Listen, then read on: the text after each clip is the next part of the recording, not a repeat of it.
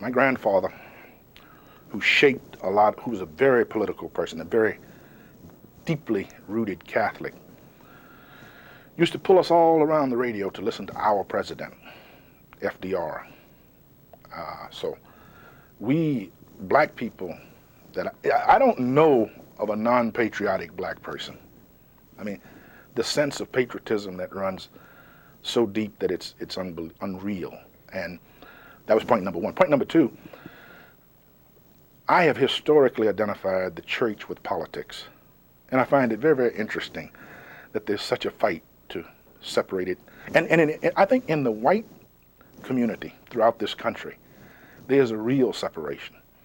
But there's never been the same kind of separation in the black community. I think the classic example was the election of John Kennedy because of his call to Coretta King and how the black church organized throughout the country and made the difference. Without the church, there would have been no civil rights movement. The Nation of Islam was attempting to organize and mobilize the South at the same time we were. They had a program, they had more money, they were talking about economic development and consolidation, but they could not work in the church. The church it gave the imprimatur of credibility.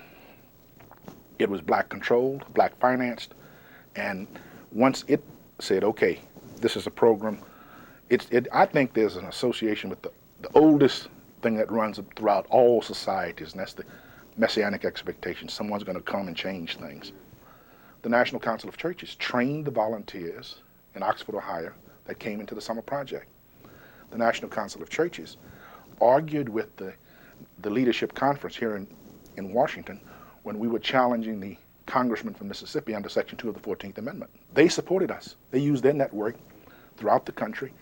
I was able to talk to Gerald Ford when he was a congressman because Robert Spike, head of the Presbyterian Church, opened those doors. Eugene Carson Blake came to Hattiesburg, Mississippi.